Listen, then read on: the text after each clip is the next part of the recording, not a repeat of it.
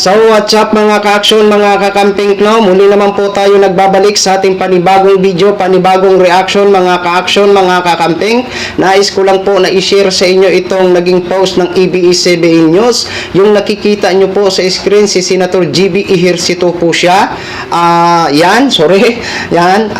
Nais ko lang po i-share ho sa inyo ang naging opinion niya regarding po sa impeachment trial dito kay Vice President Sara Duterte.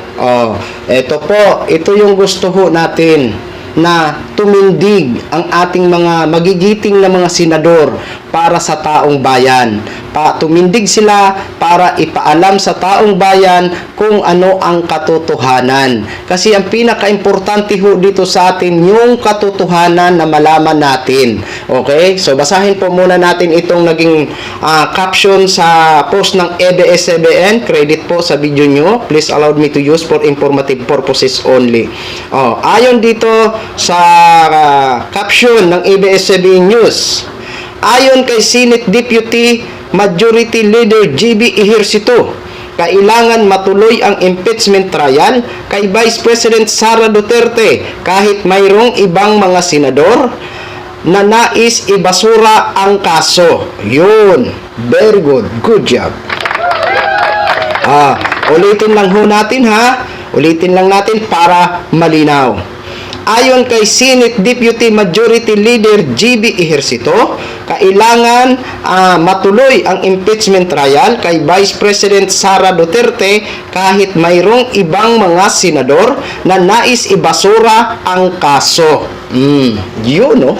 Maraming salamat naman Senator GB Ejercito sa pagtindig. Di ba?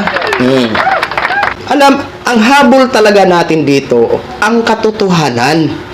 Kasi kung anuman halimbawa ang maging resulta, tanggapin natin. At least malaman natin ang katotohanan. Di ba? Yun po yung point natin dyan eh. Ang habol natin, ang katotohanan. Di ba? Ito po, magbasa po tayo ng ilang komento dito ng ating mga kapwa kababayan. Sabi ni Neil, gusto malaman ng sambayanan ang katotohanan. Yan ang pinupunto natin. Kailangan natin malaman ang katotohanan. Sabi naman dito ni Red Dooms, pag hindi na ituloy ang impeachment ni Sara, lalong yayabang yan. Isipin niya, kayang-kaya niya kayong paikutin.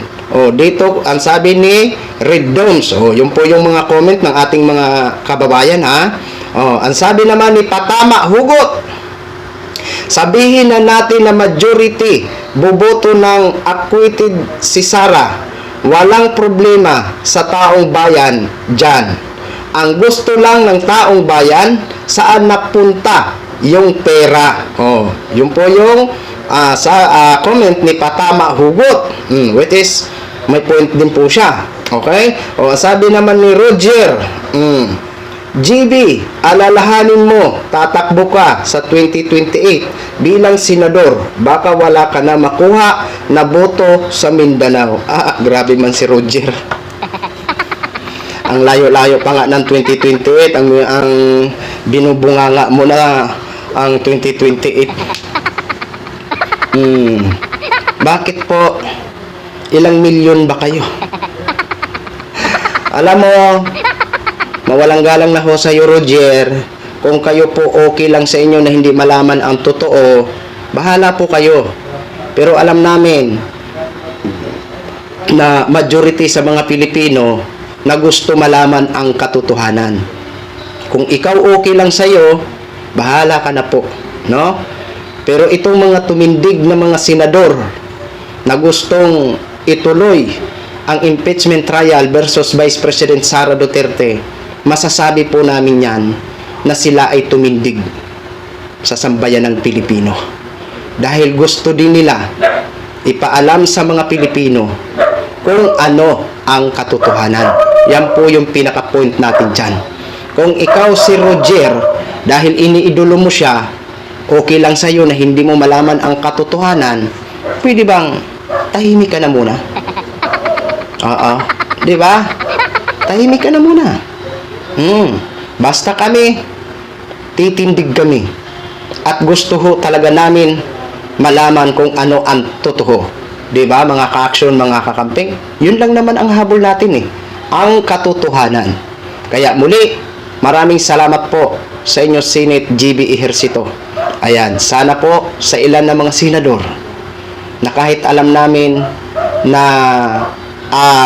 kayo ay mga supporters ng mga Duterte, sana po ang maging opinion nyo ay parang patas lang. Maging pirho sana kayo sa amin ng mga ordinaryong Pilipino. 'Di ba? Yun lang po ang hinihingi namin sa inyo. 'Di ba? Hayaan nyo po na magkaroon ng trial. 'Di ba? Kasi kung wala naman talaga nilabag dito si Vice, lalabas at lalabas po ang katotohanan. At magiging malinis pa ang pangalan ni Vice. 'Di ba? Yan lang po ang hinihiling namin sa inyo na mga supporters na mga senador ng mga Duterte. Hayaan nyo po na magkaroon muna ng trial. 'Di ba? Para maramdaman din po namin na naging patas po kayo. 'Di ba? So yun lang po ang aming panawagan sa ilan sa mga senador na mga supporters ng mga Duterte. Sana hayaan nyo po na marinig namin kung ano ang katotohanan. Yan lang po mga ka-action, mga kakampeng. Gin-share ko lang ho sa inyo. Maraming salamat po sa ating mga viewers, Luzon, Visayas at Mindanao, all over the world. Ako po ang inyong lingkod, si Action Man. Good evening, everyone. Beautiful.